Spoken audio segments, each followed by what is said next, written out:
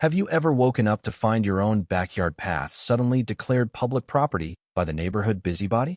What if she showed up with bolt cutters, sliced your brand new gate like it was her personal ribbon-cutting ceremony, and called it preserving community harmony? And what if her desperate crusade to control every inch of dirt ended with a rented bulldozer sinking like a bad investment while the whole HOA board threw her under the tracks? I never asked for this war. I just wanted quiet mornings on my grandfather's old lot in Willow Creek Estates. The place looked like every American dream brochure: white picket fences, kids on scooters, flags waving like they meant something. But underneath that Instagram filter perfection, the Willow Creek HOA ran it like a miniature police state. Rules thicker than the homeowner's manual nobody actually read. I bought my slice fair and square, deed older than half the board, with a private side access path my granddad carved in '72 so he could reach the lake without begging permission. Neighbors had treated it like a free shortcut for years because I was the guy who never complained. That ended the week Cynthia Beaumont got elected president.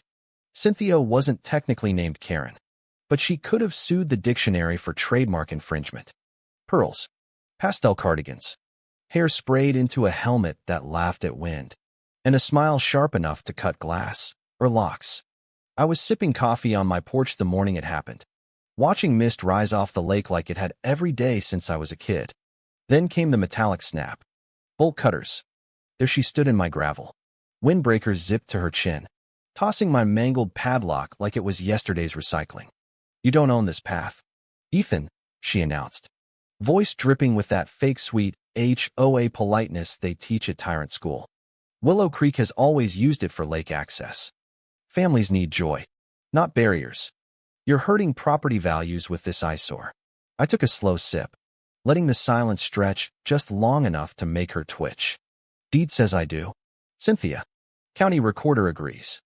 And last I checked, your bylaws stop at my fence line." Her jaw did that little clench thing, like she'd practiced it in the mirror. The board voted. "This violates our aesthetic harmony code, section 4.2. No visual obstructions. We're a community, not a fortress." "Harmony," I echoed. Deadpan. "That the same code that fined Mrs. Alvarez for pink begonias last month because they weren't approved beige tones." She flushed but recovered fast, the way predators do when cornered. "This isn't about flowers. This is about access. Remove the gate voluntarily or we'll have to escalate." I smiled the small smile that costs nothing and gives everything away. "Escalate away. But next time you bring cutters, maybe read the deed first. Or the sheriff." She spun on her heel, muttering about reclusive holdouts and selfish loners, the exact phrase she'd used in the HOA group chat last year when she tried to paint me as the neighborhood villain for refusing to join her mandatory Unity potlucks. By the time her SUV disappeared behind the manicured hedges, I'd already texted Sheriff Ramirez. 20 minutes later, his cruiser rolled up, steady as sunrise. Cynthia reappeared like a bad penny, flanked by two board members in matching polos, Greg and Linda, the yes people who'd vote for anything that kept their dues-funded snacks flowing. "Sheriff, this man is blocking public access," she declared, chin high like she was testifying before Congress. "We're simply enforcing community standards." Ramirez held up the chewed lock with a pencil through the shackle. "MS. Beaumont, did you cut this?" No heat, just the question that lands like a quiet hammer. "I did what was necessary," she said, voice climbing that martyr octave. "For the children. For tradition." "Tradition," Ramirez repeated, deadpan. "Or convenience. Because right now I'm seeing criminal mischief on private property. Your bylaws aren't county law." "Ma'am," Greg puffed up, "we're the HOA, we protect values." "Values don't trump deeds," Ramirez cut in, clean as shears. He wrote the citation neat as a grocery list and handed it over. Cynthia tried the grandmother card. Wide eyes, trembling lip. "You'd arrest a community leader? The neighbors will hear about this." He didn't bite. "Court date's in the mail. Don't miss it." Then he looked at me and gave the tiniest nod that said, "I got your back. Breathe." When their little convoy left, Cynthia leaned in close enough I caught that lemon-scented tyrant perfume. "You think this is over? You just started a war, Ethan." I gave her silence. Some wars burn hotter when you don't add fuel. The letter arrived 2 days later, shield logo. Times New Roman that screamed, "We mean business." My gate was unsightly. My path non-compliant. My whole 5 acres suddenly affecting neighborhood aesthetics, even though the deed said otherwise. One problem: my lot sat outside Willow Creek boundaries. Grandfathered since the 70s. Their kingdom ended at my fence. I stuck the paper under a fridge magnet shaped like a base, laughed into my second cup of coffee, and went back to stacking firewood like nothing happened. That evening, 2 SUVs rolled up like a clipboard SWAT team. Cynthia marched ahead, Greg and Linda fanning out with clipboards and measuring tapes. "Compliance inspection," she announced loud enough for the ducks on the lake to hear. "Authorized by board vote." "Authorized by who?" I asked, keeping it light. Already hitting record on my phone. "The HOA," she snapped, thrusting the clipboard like it was a court order. "Section 7.3, Visual Harmony." I pointed at my fence line. "Your universe ends here. Mine starts. Want to measure that?" They ignored me, squinting at my hinges like they held state secrets, scribbling notes on offensive gray tones and gate height violating sight lines. I didn't yell. I didn't chase. I just filmed. 15 minutes later, Cynthia tore off a sheet, slapped it on my porch post. $250 fine for aesthetic violation. No letterhead, just her loopy signature. I folded it twice, dropped it in the fire pit, and watched the smoke rise like a tiny sermon. "Enjoy the view," I said softly. She hissed, "You'll regret this." But the frogs kept croaking like they knew better. 2 days after that, I woke to chainsaws, smug little homeowner models. Cynthia in safety goggles that made her look like a budget superhero supervised 2 hired guys trimming my pine branches that overhung community sightlines. "Just pruning for visibility," she called over the wine. "HOA landscaping rules apply." "You're cutting my trees," I said, phone already rolling. "On my side of the line." "They obstruct the path," she shrugged, like facts were optional. I had Ramirez on speaker before the first branch hit the ground. He arrived, looked at the sawdust, looked at her, and delivered the warning that sounded like it wore steel toes. "Do it again, and it's not a citation anymore." The crew packed up fast. Cynthia muttered about lawyers the way people mutter about rain, leaving a trail of needles and wounded pride. Saturday, she went full spectacle. 6 vehicles parked sideways, tailgates down, folding chairs popping open like a tailgate party nobody invited me to. Kids with juice boxes, adults with coolers, and at center stage Cynthia with a megaphone. "Peaceful sit-in to reclaim historic access," she boomed. Historic. Like my granddad's tractor ruts were some national monument. I leaned on my railing, filming quietly. When she tried draping a community path banner on my gate, I just pointed at the no trespassing sign and my phone. She loved an audience, until the audience realized they were evidence. By 2 o'clock, Ramirez rolled up. 10 minutes to clear, or I start writing. Chairs folded faster than cheap lawn furniture. Cynthia stood alone with her megaphone and no choir. Face redder than her approved HOA crimson mailbox paint. The next play got ugly at 3 a.m. Gravel crunched. Headlights flashed once and died. I stepped out with a flashlight and caught 2 shadows at the gate, bolt cutters again. One working, one watching. The watcher had that familiar helmet hair. "We're not stealing," Cynthia snapped, already defensive. "We're correcting an injustice." At 3 in the morning? On my land, I said. Phone light steady. "Sheriff's gonna love this footage." Her sidekick dropped the cutters like they were hot. Voices pitched higher. Accusations of harassment flying. I took 2 steps back. "Smile for the record." "Cynthia." "Sheriff will sort it." They peeled out, leaving the tools and their dignity behind. Ramirez bagged the cutters at sunrise. "She keeps climbing," he said. "There's a cliff up there." By midweek, little white signs sprouted along the road like propaganda mushrooms. "Community access path. Don't let one man block joy." I pulled them, stacked them neatly at the end of her driveway, and texted Ramirez the photo. Then I spent the afternoon sanding and repainting my gate because someone, had sprayed public property in drippy orange. Fresh paint always looks good under sunrise. Then came the sidewalk to nowhere. She hired a crew, probably with everyone's dues, to pour a concrete walkway on the HOA side that marched straight at my gate like it had destiny written in rebar.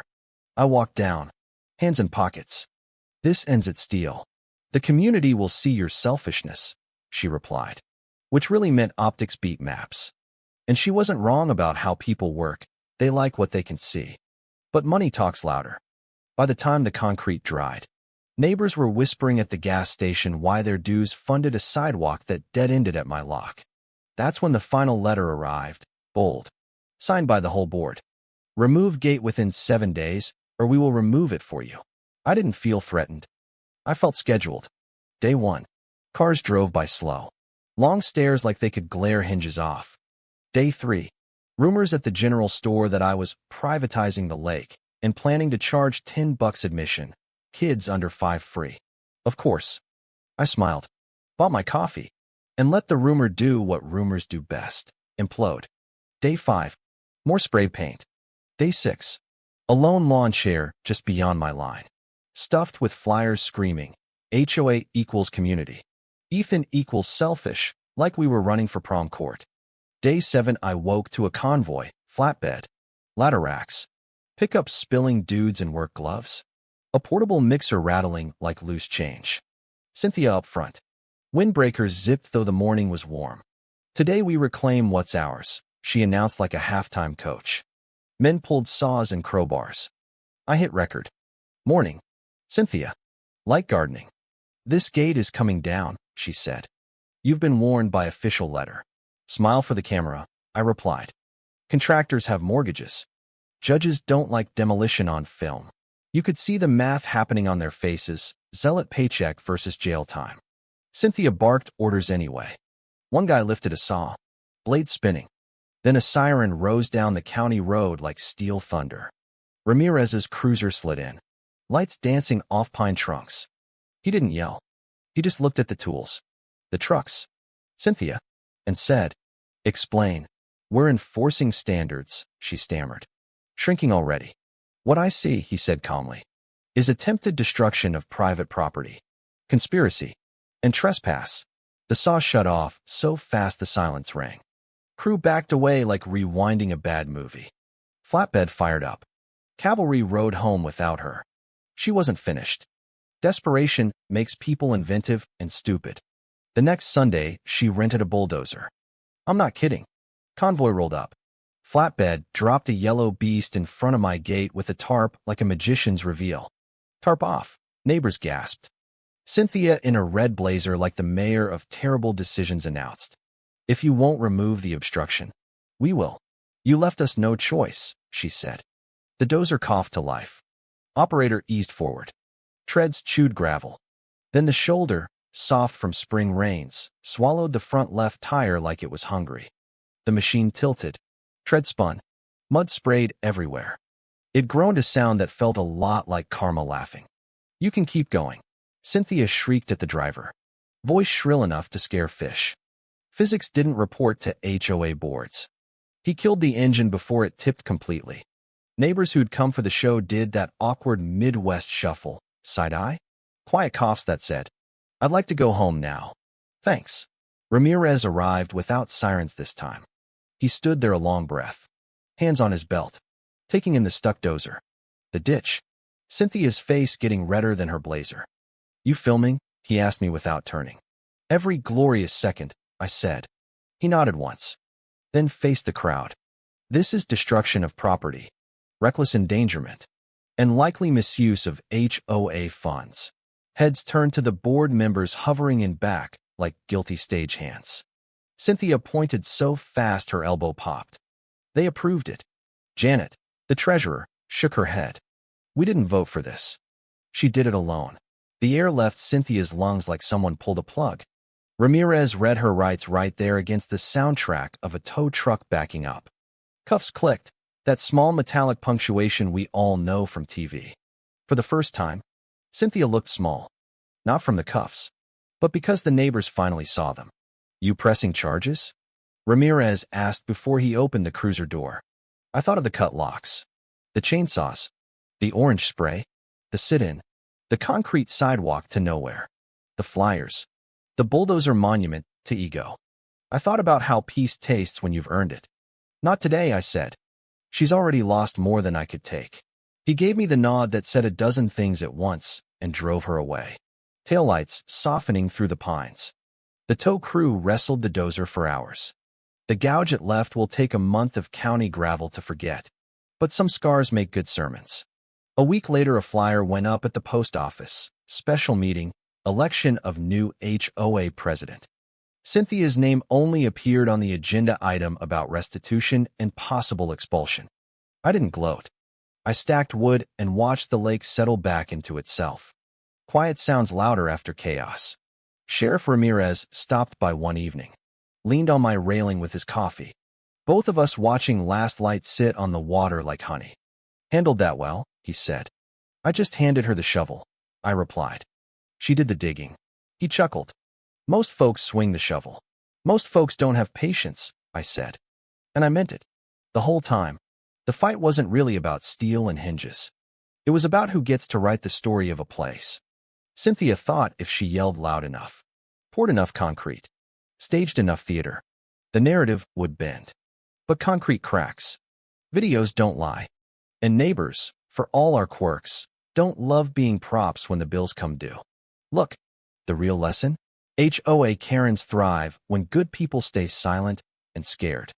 But a camera, patience, an actual law, they crumble like cheap drywall.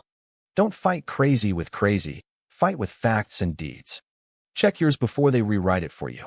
Stay smart, lock the gate, and enjoy the quiet you earned.